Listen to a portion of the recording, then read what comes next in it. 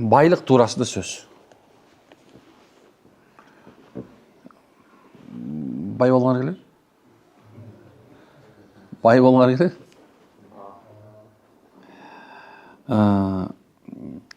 Өзү Алла Таала Валлаху ярзуку май яшау би гайри хисаб деп айтат. Алла кимге кааласа эсепсиз рызык берет дейт. Би гайри хисаб. Мындай эсепсиз рызык дегенибиз көпчүлүк убакыттарда мисалы биздин негизи эле адам атабыздан баштай турган болсок, бир эми Захабында бир риваят бар. Анда адам атабызга Алла Таала бул дүйнөнү таалимат берип атканда, анткени таалиматы жок эч нерсе болбойт да туурабы? Биздин өзгөчөлүгүбүз, адам атанын өзгөчөлүгү ушул болгон, Алла жараткан махлуктардын баарын ысым сыпат, ысымдарын кандай экенин билген экен да. Анан ошол мезгилде Алла Таала ушундай улуктаган экен, периштелердин акылы жетпеген экен да. Жин шайтандардын башчысы болгон Иблис алейхилана ыйлабеген экен. Анткени ал андай кыла албайт эле да. Канча миллиард, миллион жыл боюнча сажда кылды. Сажда кылбаган жер жок, улуктабаган жер жок. Бирок Адам алейхиссалам качан Алланын ысым сыпаттарын айтып баштаганда, шайтан эмне болду дейт? Качты дейт да. Эми өзгөчөлүк нерселер бар. Мисалы карасак, шайтан алейхилана мисалы кимди укпай койду десе, ал Аллахты укпай койду. Айырмасы ушул да. Ошол сен мал'ун болгон ал, кубаланган.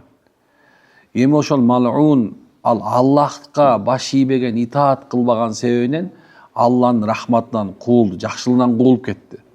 Эми байлыкка эмне тиешеси бар десек, анткени качан эң биринчи адамга байлык көрсөтүлгөндө, адам атабыздын кызыкканын шайтан байкап калып, ошондон кыямат күнгө чейин мен буларга жол таптым деп айткан. Кыямат күнгө чейин адамдар ушул байлык үчүн бирин өлтүрөт экен, бирине хасат кылат экен, бирине душманчылык кылат экен. Эми дүйнө өзгөчө нерсе экен. Ал эми дагы бир жерде болсо, эмне экен, шайтан өзүнүн балдарын чогултуп, силерге эмне болду, эмне мынча тынчсызданып турасыңар дегенде, бүгүн акыр заман пайгамбар Мухаммад алейхиссалам келди дейт. Дагы болсо айтат, ал качан келгенден кийин бизге иш жок калды деди. Биз эч нерсе кыла албай калдык десе, шайтан айтат экен, ал үммөт дейт, ал Мухаммад үммөтү. Аял менен дүйнөнү жакшы көрөт бекен десе, бар ооба ал жакшы көрөт, анда иштей бергиле бар. Баягыдай жүрө бергиле. Демек биз биринчиден байлыкты бул жакшылык катары карабайбыз. Байлык бул бизди субханалла Алланын рахматынан, жакшылыктан кур калтыруучу бир нерсе деп айтабыз. Уламалардын кээ бирлери хикмат иретинде айтат, кимде ким дүйнөнү байлыкты жылаан сыяктуу элестете турган болсо, аны куйругунан кармаган чактырат, ал эми башынан кармаган кудум эле жылаандын тишиндеги чыккан ууну алып туруп дары жасагандай андан пайда табат дейт. Эми момунга байлык берилгени менен, мындай жахил наданга берген менин байлыктын айырмасы кандай десе, керек болсо ал ниетке да байланыштуу болот экен да. Качан бир жахил наданга байлык берилген болсо, же болбосо ал бериле электен мурдун эле ага байлык берилген наданды көрүп туруп, анын кылып аткан зынаасын, анын кылып аткан баягы жаман иштерин көрүп, бизде деле бар да, мисалы жакшы машинени алып, жанында бирлерди аялдарды салып алып, музыканы бакыртып алып көчөдө жүргөн болсо, охо, мага байлык берилсе, мен да ушинтип жүрсөм деп ниет кылгандар бар туурабы? Бул жахилдик, надандык. Эми бул уже белгилүү болду, байлык берилсе эмне кыла турганынчы. Балким кыянаттык кылат, балким субханалла бирөөнү мындай бир акчасын, дүйнөсүн колдонуп дагы бир узатпай калышы мүмкүн экен да. Ал эми момун болсо, эмне экен, бир акча берилип, дүйнө берилип, анан бир адамдарга жакшылык кылып аткан болсо, мечит курса, дагы бир нерсе кылып атса, адамга жакшы садак ихсан кылып атса, атан көрүп, менде болсо, мен да ушундай кылмакмын десе, бул момунга берилген байлык экен, туурабы? Ал момундун ниетинде эле байлык эмнеге айланды? Ал соопко айланды, субханалла, туурабы? Пайгамбар саллаллаху алейхи вассалам айтат, момун амал менен жетпеген нерсеге ниет менен жетет дейт, туурабы? Биз амал кыла албайбыз, бирөөдөй мондай бина кура албайбыз, бир жай кура албайбыз, медресе кура албашы мүмкүн, жол кура албашы, дагы бир нерсе кыла албашы мүмкүн. Бирок биздин ниетибизде эмне болду? Ошо салих амалды кылуу ниети бар да. Ошон менен бизге сооп жазылат экен, субханалла. Шайтандын алейхи лаананын бизге душманчылык кылып, бирок ошондо дагы көзүнөн жаш ага турган убактылар бар экен да. Жаш ага турган убакыт. Качан бир инсан өмүр бою күнөө кылып, анан кийин тообо кылып, ошол Алланын өзүнө кайткан болсо, анын көзүнөн кан агат экен да. Ушундай үнү өгүздүгүнө бакырат экен. Эмне үчүн? Анткени ал ушунча мээнет кылды, бир Алланын каалоосу ушундай экен, ал иманга келип калган экен. Экинчиси болсо, качан бирөөнө байлык берилген болсо, ошо байлыгыны Аллахтын жолуна иштетип баштаган болсо, Алланын жолуна деген сөздү туура түшүнүш керек. Ал жакшылыкка жумшаш баштаганда шайтандын көзүнөн жаш агат экен. Ал эми шайтан эмне экен? Өзү пайгамбар саллаллаху алейхи вассаламга келип, пайгамбардан сурап атат, сен качан ушундай бир кайгырган убактың качан болгон десе айтып аткен, качан Фатиха сүрөсү түшкөндө дейт, анан Аманар Расулу Бакара сүрө акыркы аят түшкөндө дейт, мен жүрөгүм айрылып кете ыздаган дейт. Эмне үчүн? Анткени бул жер биринчи Фатиха сүрөсүндө 7 чоң маани бар, саба масани деп айтабыз туурабы? 7 чоң бир маани жатат экен да. 7 чоң маани жатат экен. Эгер үммөт аятыл мубин, ачык аят болгон ушу 7 аятты билгенде, билбесе өз ахкамул Кур'ан деген бар, ачык аятты, ачык болгон аяттар жөнүндө сөз келгенде, ошол жерде ушул Фатиха сүрөсү ахкамул аят болсо дейт экен да, ачык аяттар экен. Бул жерде туура адам окуса, эмне болот экен? Ал адам дүйнөсү дагы, ахирет дагы байлык менен туруп кетет экен да. Ошол себептен шайтан эмне кылган экен? Ошол жүрөгү жарылып кетчидей болуп, субханалла, өгүздөй өкүргөн убакыт болот экен, субханалла. Мейли. Эми чыныгы байлык бир түшүндүк. Чыныгы байлык бул иман экен. Мындан өткөн байлык жок экен. Алла кимге хидаят берген болсо, демек ал бай экен. Кимге Аллах намаз окуганга мүмкүнчүлүк берсе, демек ал бай.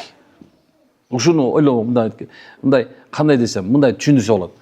Сиздер эгер намаз окуп атсаңыздар, динде болуп аткан болсоңор, сиздерге байлык берилбесе, дүйнө берилбесе, бирок бирөө динсиз эле ага байлык берилип калган болсо, таң көрү, мага ушу байлык берилсе болмок экен деп, ушул Аллахтын динин ылдыйлатсаңыздар, же болсо өкүнсөңүздөр, анда чыныгы мындай эң жаман мындай сасык нерсени таттууга алмаштыргандай экен да. Же болсо таттуу нерсени сасык нерсеге алмаштыргандай, кечирип койгула. Анткени дүйнө өзү мал'ун экен, бул каратылган эмес. Жакшы нерсени түшүнүп алалы. Имандууларга тиешелүү. Бирөө айтат, устаз дейт, мен намаз деле окуп атам, ооруза тутуп атам, ата-энеге жакшы мамиле кылам, зикир чалып атам, Кур'ан окуганды үйрөндүм. Ушул нерсе, бирок сиз ошо амалдын баарын кылып атсаңыз, байып айтам дейт да. Аны айтып атам, субханалла, сиз кылган нерсенин көбүн мен кыла албай атам азыр дедим. Сиз чыныгы бай экенсиз. Аллах сизге чыныгы ыроологон нерсе берген экен. Сизге Алла Таала мындай айтканда убактылуу нерседен мындай бир нерсени алып туруп, түбөлүктүү жайга, субханалла, ушундай касыр болгон бейиштин ичиндеги ал жөн эле нерсе эмес. Бейиштин ичиндеги адамдар жей турган тамагычы алтын менен күмүш бриллиант каухардан болот десеңерби? Забраничтен болот, субханалла. Якуттан болот.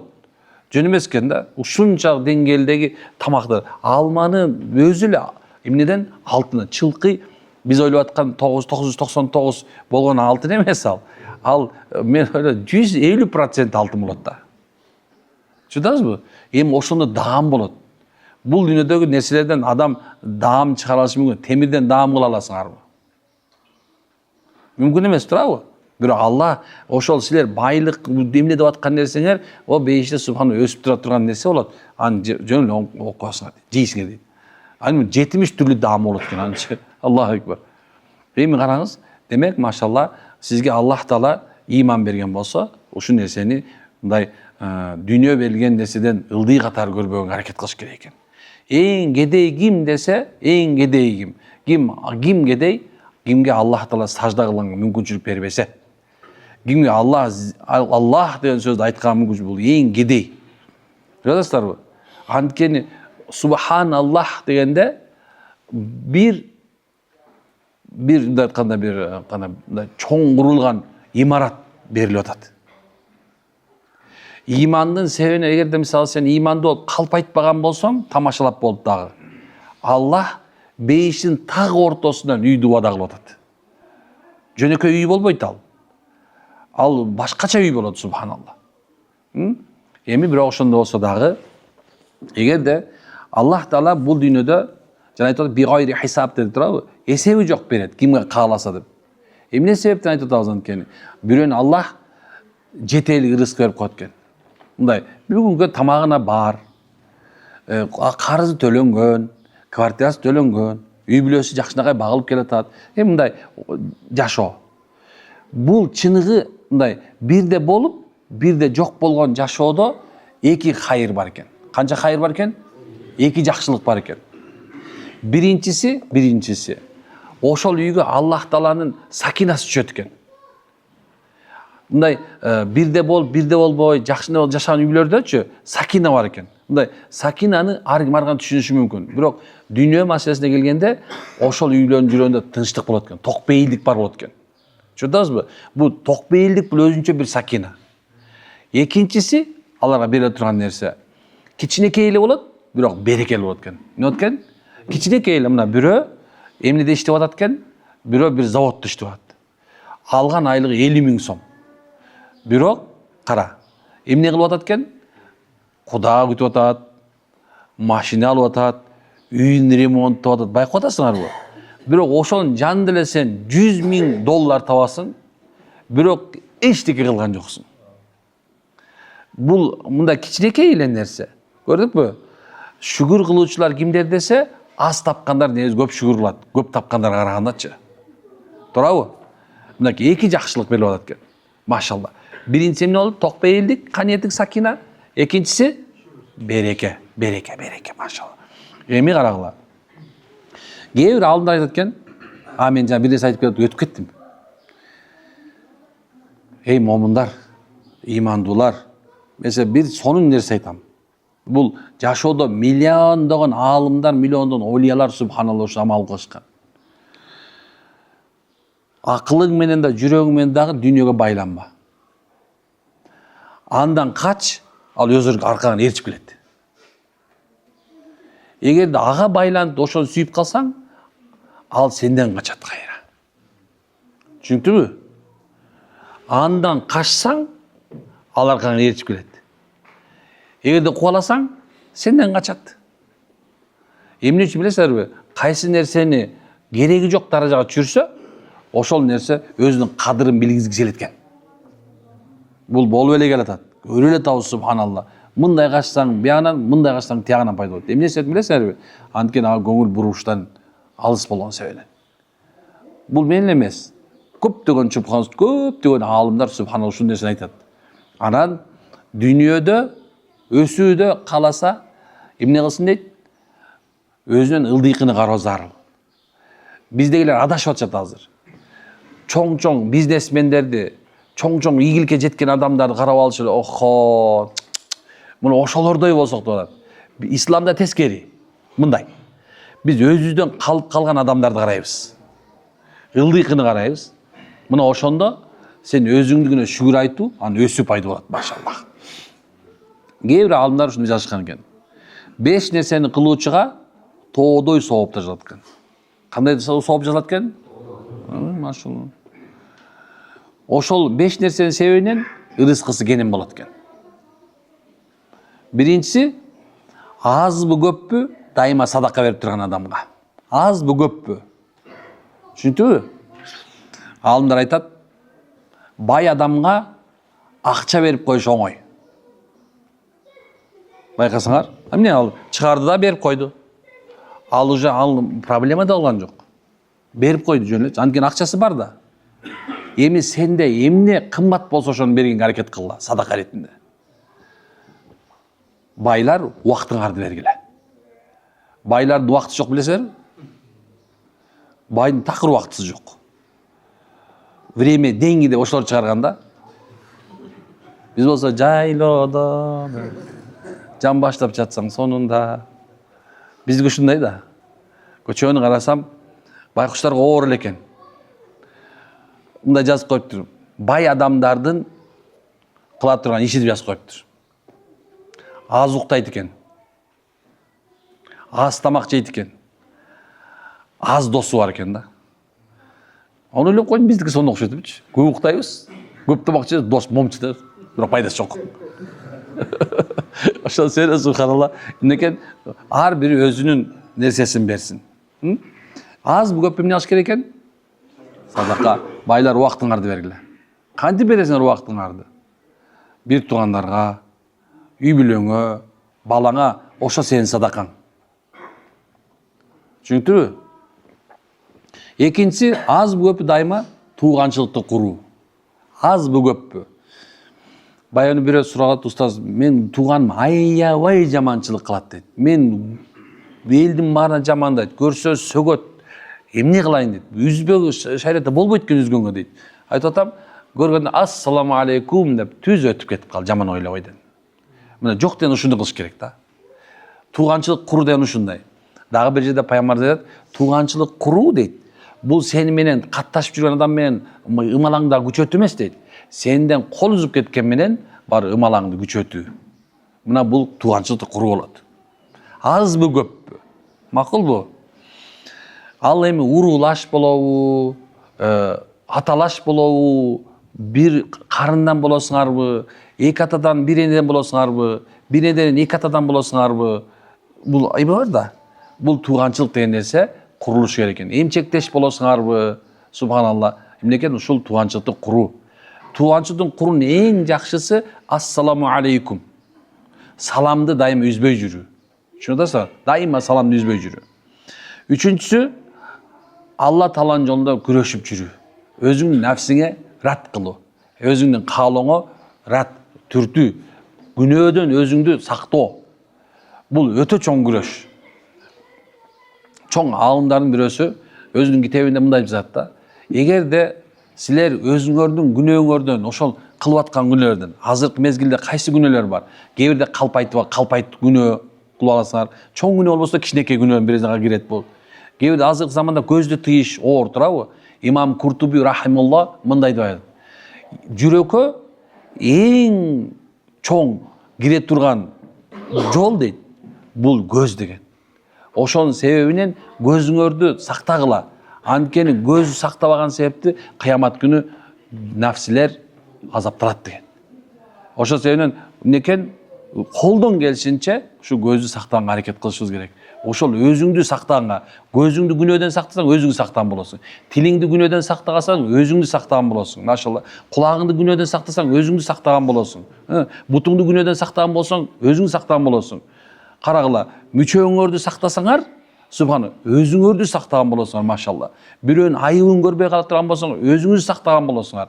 Башка бирөөнү эмес, өзүң деле. Анткенсе, эмне күнөө кылсаң да өзүң үчүн, сооп кылган болсоң өзүң үчүн, сенин таразыңа түшөрүн унутпагыла.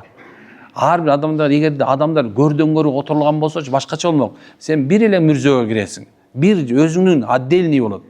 Ошол себептен, машалла, өзүңдү алолон турган оттон сактагын. Андан кийин төртүнчүсү дайыма даарат менен жүрүү. Даарат менен жүрүүдө чоң маселе бар.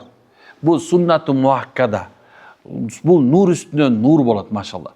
Даараттын үстүнө даарат алуу, дааратка мисалы уага келди, дааратың бар, бирок убакыт бар экен, дааратың жок болсо дагы даарат алып коюу. Же болбосо намаз убактысы болбосо да дааратты жүрүү, машалла. Бул нур үстүнө нур болот. Шейхтерден бирөө айтат, Абулай Самарканди рахимулла даарат бабында мындай деп айтат. Момун үчүн дааратты жүрүү эки эшикти ачат. Биринчиси Аллахтын ибадатына эшик ачат, экинчиси болсо жүрөктүн калпты ачат турган амалдарга ачат дейт. Ал зикир оңой болот, Кур'ан окуш оңой болот экен, адамдар мамиле кылыш оңой болот экен, машалла. Дагы бир жерде айтылат экен, эгерде дейт силерге душман келген болсо, о султан болсун, мейли падиша болсун, мейли башка мында бир бийлик ээси болсун, эгерде сен даараттуу болсоң дейт, ал сага зыян келтире албайт дейт. Шайтан алейхи лаана даараттуу жүргөндөрдөн коркот экен. Билесиздерби? Эмне үчүн? Анткени себеби ал ачык айткан. О Алла, мен сенин пенделердин көпчүлүгүн сага нааразы болгон акыбалды алып келем. Дегенде Аллах айтты, ооба деди. Бирок сен менин такыба пенделериме кол сала албайсың деген. Ал эми такыбачылыктын энеси бул дайыма даараттуу жүрүү дейт экен аалымдар, машаллах. Бешинчиси ата энеге дайыма баш ийүү. Демек машалла Тамбигил Гафилин бул китепте ушул айтып аткан ата энеге баш ийүү туугандар. Ата энеге баш ийүү бул зарыл, субханалла. Зарыл, ата энеге баш ийүү бул зарыл. Унутпагыла, үммөттүн жок болуп кетиши, сенин тукумуңдун куйругу үзүлүп калышы, курт болуп кетишин бир жолу, бул сенин ата энеңе мындай айтканда баш көтөргөн, бой көтөргөндөн башталат. Унутпагыла. Анткени Аллах андан кийин сен ата энең мындай өкүмгө Аллах Таала Куранда өзүнүн буйрун намаз окугула, ата энеге баш ийгиле деп жазган. Билесиңер ушуну? Ата эне деген сөз бекер айтылган эмес. Субханалла. Демек тукум курт болуп кетпесин кыргызыбыздын. Үммөттүн башы жок болуп кетпесин. Үммөт жок болуп кетпесин. Билесиңер эмне үчүн? Качан ушул нерсе ата энелер сыйланбай калганда, 3 поколение өтө турган болсо, сыйланбай. 4-чү поколение билесиңер, баланын кереги жок деп баштайт. Анткени себеп 3 поколение сый көрбөгөндөн кийин 4-чү поколение булардын кереги жок экен деп айтат. Адам акылына ушул нерсе келип калат. Ошол себептен биз бир тууганчылыкты куруу, ата энени сыйлоо, машалла бизге мында приоритеттүү же болсо бир улуу амалдардан болуп эсептелет, иншалла.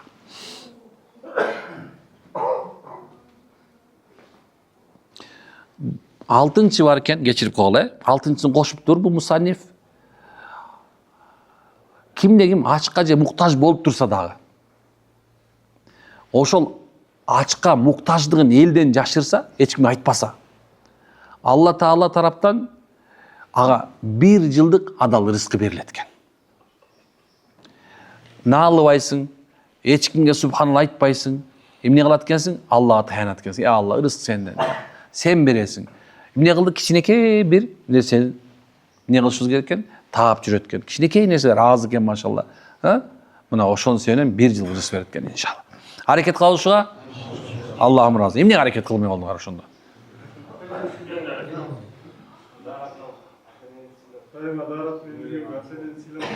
Ага, эмне үчүн андай кылат экенбиз?